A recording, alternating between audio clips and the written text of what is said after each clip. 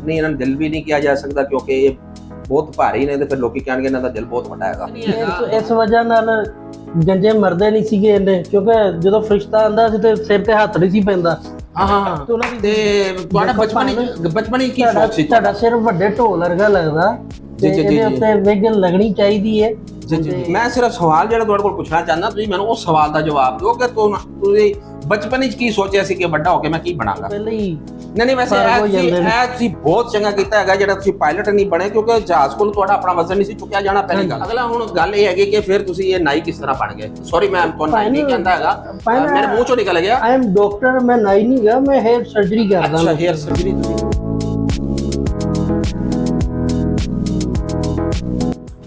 अस्सलाम वालेकुम, मैं हैगा सफ़ीर हुसैन ते मेरे नाल मेरे सज्जण, मेरे बेली, मेरे गवांढी तशरीफ फरमा ने। ते असी बड़े अरसे तो सोच रहे सी यूट्यूब ते एक दो चैनल होर भी बना बैठे सां, ਉਹ ਉਰਦੂ ਸਨ, ਉਹਨਾਂ ਨੂੰ ਕੋਈ ਵੇਖਦਾ ਨਹੀਂ ਸੀ ਤੇ ਸਾਡੇ ਐਸੀ ਯਾਰ ਕੋਈ ਚਾਰ ਬੰਦੇ ਸਾਨੂੰ ਵੇਖਣ ਦਾ ਸਹੀ ਜ਼ਿੰਦਗੀ ਦੇ 4 ਦਿਨ ਆਏ ਨੇ, ਕਮ ਸੇ ਕਮ ਕੋਈ ਅਸੀਂ ਕੋਈ ਗੱਲ ਐਸੀ ਕਰ ਜਾਈਏ ਆਪਣੇ ਦੋਸਤਾਂ ਦਾ, ਜੀਆਂ ਦਾ, ਪੰਜਾਬੀਆਂ ਦਾ ਕੋਈ ਦਿਲ ਬਹਿਲਾਈਏ, ਉਹਨਾਂ ਦੇ ਚਿਹਰੇ ਤੇ ਮੁਸਕਰਾਹਟ ਲੈ ਕੇ ਆਈਏ। ਤੇ ਅੱਜ ਅਸੀਂ ਇਸ ਚੈਨਲ ਦਾ ਇਫਤਤਾਹ ਕਰਨ ਲੱਗੇ ਹਾਂ। ਹੋ ਸਕਦਾ ਤੁਹਾਡੀ ਸਾਡੀ ਇਹ ਪਹਿਲੀ ਵੀਡੀਓ ਤੁਹਾਨੂੰ ਪਸੰਦ ਆਵੇ। ਅਗਰ ਤੁਹਾਨੂੰ ਪਸੰਦ ਆਏਗੀ ਫਿਰ ਅਸੀਂ ਹੋਰ ਵੀਡੀਓ ਇਹ ਬਣਾਵਾਂਗੇ। ਇਹ ਮੇਰੇ ਨਾਲ ਮੇਰੇ ਬੇਲੀ ਬੈਠੇ ਨੇ, ਮੇਰੇ ਸਾਥੀ ਬੈਠੇ ਨੇ, ਮੇਰੇ ਜਿਗਰ ਨੇ, ਮੇਰੇ ਦਿਲ ਨੇ। ਨਹੀਂ ਇਹਨਾਂ ਨੂੰ ਦਿਲ ਵੀ ਨਹੀਂ ਕਿਹਾ ਜਾ ਸਕਦਾ ਕਿਉਂਕਿ ਇਹ ਬਹੁਤ ਭਾਰੀ ਨੇ, ਤੇ ਫਿਰ ਲੋਕੀ ਕਹਿਣਗੇ ਇਹਨਾਂ ਦਾ ਦਿਲ ਬਹੁਤ ਵੱਡਾ ਹੈਗਾ। ਬਹਰਹਾਲ ਮੁਹਾਵਰਤਨ ਮੈਂ ਇਹਨਾਂ ਨੂੰ ਕਹਿ ਦਿੱਤਾ ਕਿ ਮੇਰੇ ਦਿਲ ਨੇ, ਮੇਰੇ ਜਿਗਰ ਨੇ। ਤੇ ਇਹਨਾਂ ਕੋਲੋਂ ਅਸੀਂ ਪੁੱਛਾਂਗੇ ਵੀ ਤੁਸੀਂ ਦੱਸੋ ਕਿ ਮਾਸ਼ਾਅੱਲਾ ਤੁਹਾਨੂੰ ਇੱਥੇ ਇੰਨਾ ਰਸਾ ਹੋ ਗਿਆ ਕੰਮ ਕਰਦੇ ਹੋਏ ਆ, ਤੁਸੀਂ ਲੋਕਾਂ ਦੇ ਜਦੋਂ ਇੱਥੇ ਦਾਖਲ ਹੁੰਦੇ ਨੇ ਤੇ ਉਹਨਾਂ ਦੀ ਟਿੰਡ ਹੁੰਦੀ ਹੈ ਤੇ ਫਿਰ ਤੁਸੀਂ ਤੇ ਵਿਗ ਲਾ ਦਿੰਦੇ ਹੋ ਤੇ ਸੋਹਣੇ ਪੱਪੂ ਜਿਹੇ ਮੁੰਡੇ ਬਣ ਜਾਂਦੇ ਨੇ। ਇਹ ਤੁਸੀਂ ਕਦੋਂ ਤੋਂ ਕੰਮ ਸ਼ੁਰੂ ਕੀਤਾ ਹੈਗਾ ਜੇ, ਤੇ ਤੁਹਾਡਾ ਖਿਆਲ ਕਿਵੇਂ ਆਇਆ? ਕਈ ਲੋਕੀ ਹੁੰਦੇ ਨੇ ਨਾ, ਉਹਨਾਂ ਨੂੰ ਹੁੰਦਾ ਵੀ ਮੈਂ ਵੱਡਾ ਹੋਵਾਂਗਾ ਤੇ ਪਾਇਲਟ ਬਣਾਂਗਾ, ਵੱਡਾ ਹੋਵਾਂਗਾ ਤੇ ਮੈਂ ਜੀ PIA 'ਚ ਲੱਗਾਂਗਾ। ਕਈਆਂ ਦਾ ਹੁੰਦਾ ਜੀ ਮੈਂ ਵੱਡਾ ਹੋਵਾਂਗਾ ਤੇ ਜਰਨਲ ਲੱਗਾਂਗਾ, ਕਈਆਂ ਹੁੰਦਾ ਮੈਂ ਵੱਡਾ ਹੋ ਕੇ ਵਕੀਲ ਬਣਾਂਗਾ, ਕਈਆਂ ਹੁੰਦਾ ਮੈਂ, ਮਤਲਬ ਹਰ ਬੰਦੇ ਦੀ ਆਪਣੀ ਆਪਣੀ ਖੁਆਇਸ਼ ਹੁੰਦੀ। ਕਿਆ ਤੁਹਾਡੀ ਬਚਪਨ ਤੋਂ ਹੀ ਖੁਆਇਸ਼ ਸੀ ਕਿ ਮੈਂ ਵੱਡਾ ਹੋਵਾਂਗਾ ਤੇ ਲੋਕਾਂ ਦੀਆਂ ਟਿੰਡਾਂ ਛੁਪਾਵਾਂਗਾ? ਦੇਖੋ ਜੀ, ਗੰਜਿਆਂ ਦੀ ਤਾਦਾਦ ਵੱਧ ਗਈ। ਹਾਂ ਇਹਦੇ 'ਚ ਕੋਈ ਸ਼ੱਕ ਨਹੀਂ ਹੈਗਾ। ਇਸ ਵਜ੍ਹਾ ਨਾਲ ਗੰਜੇ ਮਰਦੇ ਨਹੀਂ ਸੀਗੇ ਇੰਨੇ, ਕਿਉਂਕਿ ਜਦੋਂ ਫਰਿਸ਼ਤਾ ਆਂਦਾ ਸੀ ਤੇ ਸਿਰ ਤੇ ਹੱਥ ਨਹੀਂ ਸੀ ਪੈਂਦਾ। ਹਾਂ ਤੇ ਉਹਨਾਂ ਦੀ ਜ਼ਿੰਦਗੀ ਵੱਧ ਗਈ ਸੀ ਤੇ ਉਸ ਤੋਂ ਮੈਂ ਕਿਹਾ ਚਲੋ ਗੰਜਿਆਂ ਦੇ ਵਾਲ ਲਾਣੇ ਸ਼ੁਰੂ ਕਰ ਦਿੱਤੇ। ਤੁਹਾਡਾ ਕਹਿਣ ਦਾ ਮਕਸਦ ਇਹ ਹੈਗਾ ਕਿ ਤੁਸੀਂ ਇਹ ਕਿਹਾ ਗਿਆ ਕਿ ਫਰਿਸ਼ਤਿਆਂ ਨੂੰ ਇੱਕ ਸਹੂਲਤ ਦਈਏ ਤਾਂ ਕਿ ਵਾਲ ਹੋਣ ਇੱਥੋਂ ਚੁੱਕਣ ਤੇ ਲੈ ਜਾਣ ਉੱਤੇ। ਦੇਖਣਾ ਤੁਸੀਂ ਵੀ 150 ਸਾਲ ਜੀਣਾ ਮੈਨੂੰ ਲੱਗਦਾ, ਕਿਉਂਕਿ ਤੁਹਾਡੇ ਵੀ ਸਿਰ ਤੇ ਵਾਲ ਹੈ ਨਹੀਂ ਗੇ। ਐਸੀ ਕੋਈ ਗੱਲ ਨਹੀਂ ਹੈਗੀ, ਇਸ ਮਸਲਾ ਇਹ ਨਹੀਂ ਹੈਗਾ। ਤੁਸੀਂ ਗੰਜਿਆਂ ਤੋਂ ਮੁਤਾਸਰ ਹੋ ਕੇ ਇਸ ਫੀਲਡ ਵਾਲੇ ਪਾਸੇ ਆਏ ਹੋ, ਹਾਂਜੀ ਠੀਕ ਹੈ ਨਾ ਜੀ। ਜਿਹੜੀ ਸਿੱਧੀ ਗੱਲ ਹੈਗੀ, ਗੱਲ ਉਹ ਕਰੋ ਜਿਹੜੀ ਸਿੱਧੀ ਹੋਵੇ।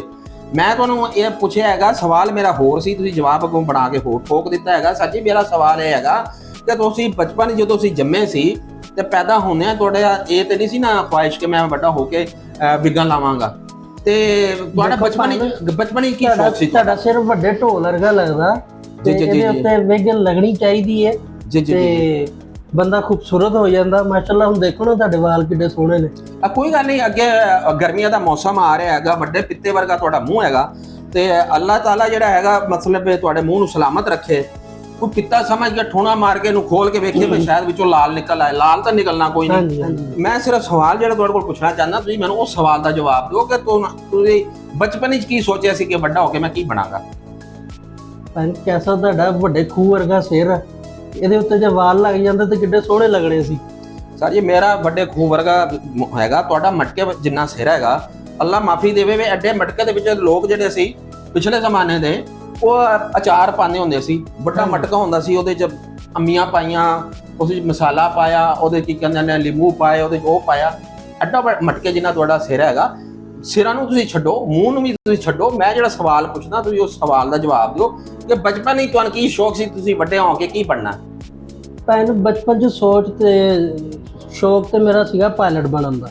ਅੱਛਾ। ਲੇਕਿਨ ਉਹ ਮੈਂ ਕਿੰਨੇ ਜਹਾਜ਼ ਆਪਣੇ ਕੋਲ ਬੈਠੇ ਦੇਖੇ। ਅੱਛਾ। ਤੇ ਮੈਂ ਕਿਹਾ ਪਾਇਲਟ ਨਹੀਂ ਬਣ ਸਕਦੇ ਤੇ ਆਪ ਲੈਂਡ ਕਰਨ ਤੋਂ ਪਹਿਲਾਂ ਹੀ ਨਹੀਂ ਵੈਸੇ ਇਹ ਤੁਸੀਂ ਬਹੁਤ ਚੰਗਾ ਕੀਤਾ ਹੈਗਾ ਜਿਹੜਾ ਤੁਸੀਂ ਪਾਇਲਟ ਨਹੀਂ ਬਣੇ, ਕਿਉਂਕਿ ਜਹਾਜ਼ ਕੋਲ ਤੁਹਾਡਾ ਆਪਣਾ ਵਜ਼ਨ ਨਹੀਂ ਸੀ ਚੁੱਕਿਆ ਜਾਣਾ ਪਹਿਲੀ ਗੱਲ। ਤੇ ਦੂਜੀ ਗੱਲ ਇਹ ਜਹਾਜ਼ ਉੱਡਦੇ ਹੀ ਡਿੱਗ ਜਾਣਾ ਸੀਗਾ ਮੇਰੇ ਵੱਲ। ਜੀ ਪਹਿਲੇ ਹੀ ਉੱਡਣ ਤੋਂ ਪਹਿਲੇ ਕ੍ਰੈਸ਼ ਹੋ ਜਾਣਾ ਸੀ। ਹਾਂਜੀ।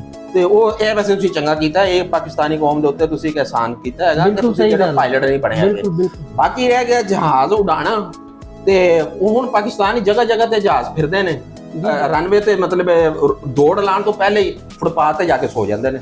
ਇਹ ਦੇਖੋ ਜਿਵੇਂਗਾ ਬ੍ਰਿਟਿਸ਼ ਜਹਾਜ਼ ਖਲੋਤਾ ਆਪਣੇ ਕੋਲ। ਨਹੀਂ ਸਰ ਜੀ ਇਹਨਾਂ ਦੀ ਗੱਲ ਨਾ ਕਰੋ, ਇਹਨਾਂ ਨੂੰ ਵਿੱਚ ਤੁਸੀਂ ਨਾ ਲੈ ਕੇ ਆਓ।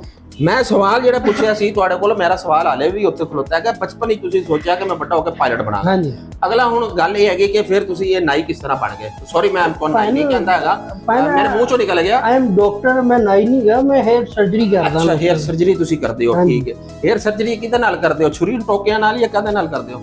ਨਹੀਂ, ਮੈਂ ਡਾਕਟਰਾਂ ਦੀ ਸਰਜਰੀ ਨਹੀਂ ਕਰਦਾ ਜਿਹੜੇ ਖੱਲ ਲਾ ਲੈਂਦੇ ਨੇ ਬੰਦੇ ਦੀ। ਹਾਂ। ਅਸੀਂ ਦੂਸਰਾ ਸਰਜਰੀ ਕਰੀ ਦੀ ਹੈ, ਵਾਲ ਲਗਾਈ ਦੇ ਨੇ, ਲੋਕਾਂ ਦੀ ਸ਼ਖਸੀਅਤ 'ਚ ਇਜ਼ਾਫਾ ਹੁੰਦਾ, ਖੂਬਸੂਰਤ ਹੋ ਜਾਂਦੇ ਨੇ ਬੰਦੇ ਵਾਲ ਲਵਾ ਕੇ। ਹਾਂਜੀ। ਅੱਛਾ, ਕਦੀ ਇਸ ਤਰ੍ਹਾਂ ਦਾ ਕੋਈ ਹਾਦਸਾ ਪੇਸ਼ ਆਇਆ, ਕੋਈ ਬੰਦਾ ਇੱਥੇ ਵਾਲ ਲਵਾਉਣ ਆਇਆ ਹੋਵੇ ਤਾਂ ਤੁਹਾਨੂੰ ਦੇਖ ਕੇ ਡਰ ਗਿਆ ਹੋਵੇ?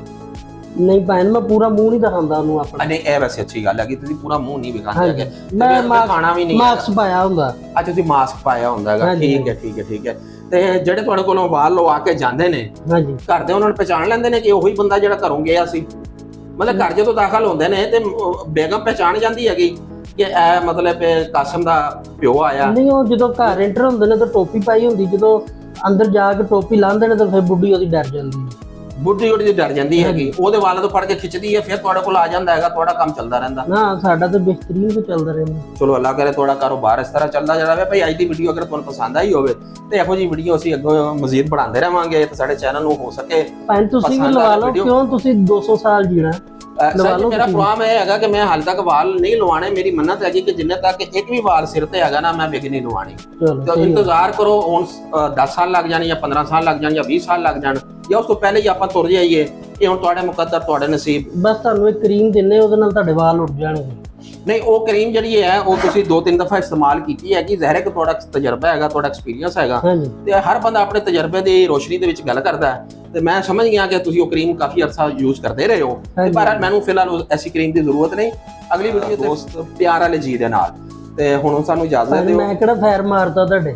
ਉਹ ਸਰ ਜੀ, ਤੁਸੀਂ ਫਾਇਰ ਤਾਂ ਨਹੀਂ ਮਾਰਿਆ ਹੈਗਾ, ਲੇਕਿਨ ਤੁਸੀਂ ਜਿਹੜੀਆਂ ਗੱਲਾਂ ਕੀਤੀਆਂ ਨਾ, ਉਹਨਾਂ ਗੱਲਾਂ ਦੇ ਵਿੱਚ ਇਸ ਤਰ੍ਹਾਂ ਦਾ ਲੱਗਦਾ ਹੈਗਾ ਬਈ ਤੁਸੀਂ ਮਾਸ਼ਾਅੱਲਾ ਨਾਈ ਘੱਟ ਤੇ ਮਰਾਸੀ ਜ਼ਿਆਦਾ ਹੋ।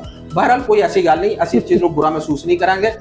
ਅਗਲੀ ਵੀਡੀਓ ਤੇ ਮਿਲਦੇ ਹਾਂ, ਉਸ ਵਕਤ ਤੱਕ ਅੱਲਾਹ ਹਾਫਿਜ਼।